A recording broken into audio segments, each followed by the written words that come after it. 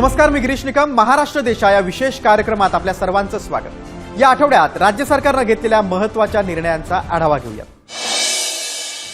सध्याच्या डिजिटल युगात सायबर गुन्हेगार नवनवीन मार्गांनी सर्वसामान्यांची फसवणूक करत असतात. चालू अर्थसंकल्पीय अधिवेशनादरम्यान डिजिटल अरेस्ट या संदर्भात प्रश्न उपस्थित करण्यात आला. यावेळी अशा प्रकारे अटक करण्याचे कुणालाही अधिकार नसून कुणी असा फोन केला तर त्वरित सायबर गुन्हे पोलिसांशी संपर्क करण्याचं आवाहन मुख्यमंत्री देवेंद्र फडणवीस यांनी केले.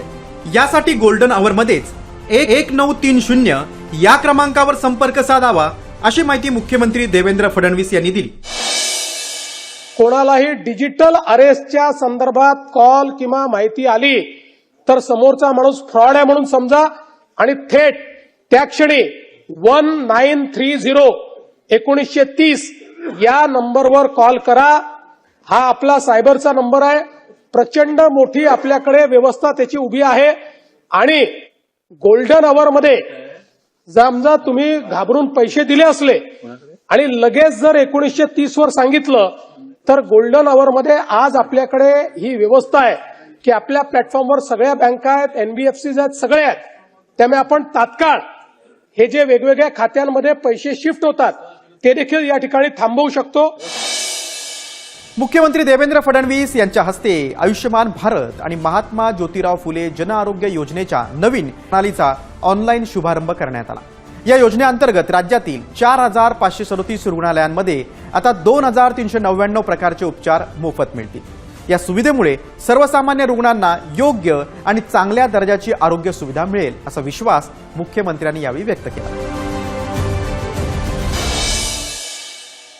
राज्याच्या तिजोरीवर पहिला अधिकार हा बळीराजाचा असून राज्यातील शेतकऱ्यांना लवकरच कर्जमुक्त केले जाईल अशी ग्वाही उपमुख्यमंत्री एकनाथ शिंदे यांनी दिली. शेतकऱ्यांच्या कर्जमाफीसाठी नेमल्या गेलेल्या समितीचा अहवाल मिळाल्यानंतर या संदर्भातील घोषणा करण्यात येणार आहे. माझी वसुंधरा अभियानाचा राज्यस्तरीय सन्मान सोहळा नुकताच झाला. यावेळी वसुंधरा मिशन 4.0 आणि 5.0 अंतर्गत पुरस्कार देण्यात आले. या कार्यक्रमाला राज्यपाल आचार्य देवव्रत, उपमुख्यमंत्री सुनेत्रा पवार आणि पर्यावरण आणि वातावरणीय बदल विभाग मंत्री पंकजा मुंडे उपस्थित होत्या. पर्यावरणाप्रती असलेल्या आपल्या भान ठेवून सर्वांनी पर्यावरण रक्षण मोहिमेत सहभागी व्हावं असं आवाहन यावेळी उपमुख्यमंत्री सुनेत्रा पवार यांनी केलं. माझी वसुंधरा अभियान 4-5 या टप्प्यांमध्ये आपण ज्या पद्धतीनं वृक्षारोपण, घनकचरा व्यवस्थापन आणि जलसंधारणाची कामं केली आहेत ही अत्यंत कौतुकास्पद आहेत. त्यामुळे माझी वसुंधरा हे केवळ अभियान राहिले नसून ती एक लोक चळवळ बनलेली आहे. राज्यातील कानाकोपऱ्यात धावणाऱ्या लाल परीच्या सुमारे 86,000 एसटी कर्मचाऱ्यांच्या वेतनवाढीचा थकीत हप्ता त्यांच्या बँक खात्यात जमा झालाय अशी माहिती परिवहन मंत्री प्रताप सरनाईक यांनी दिली. एसटी महामंडळाकडे निधी अभावी थकीत वेतन देणं कठीण झालं असताना शासनानं तातडीनं 100 कोटी रुपयांची तरतूद केली. फेब्रुवारी महिन्याच्या थकीत वेतनवाढीचा हप्ता कर्मचाऱ्यांच्या खात्यात जमा झाल्यानं एसटी कर्मचाऱ्यांना मोठा आर्थिक दिलासा मिळाला.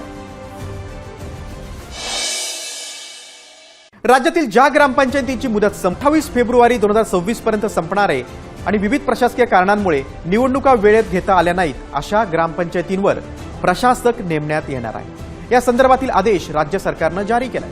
ग्रामपंचायतींमध्ये सरपंचच प्रशासक आणि सदस्य प्रशासकीय समितीत असणार आहे. संबंधित ग्रामपंचायतींचा नियमित कारभार खंडित होऊ नये आणि प्रशासन सुरळीत चालावं यासाठी ही तरतूद लागू करण्यात आली. राज्यातील आदिवासी महिलांच्या सर्वांगीण सक्षमीकरणासाठी राणी दुर्गावती आदिवासी महिला सक्षमीकरण योजनेतून 100% स्वतंत्र आदिवासी महिला बचत गट स्थापन होणार आहे अशी माहिती मंत्री डॉक्टर अशोक उईके यांनी दिली. संबंधित यंत्रणांना आवश्यक कार्यवाही करण्याची स्पष्ट सूचनाही त्यांनी दिली. या योजनेअंतर्गत आदिवासी महिलांना विविध उद्यमशील उपक्रमांसाठी मदत दिली जाणार आहे. आर्थिक सक्षमतेसोबतच समाजातील निर्णय प्रक्रियेत त्यांचा सहभाग वाढेल असा विश्वास मंत्र्यांनी व्यक्त केला.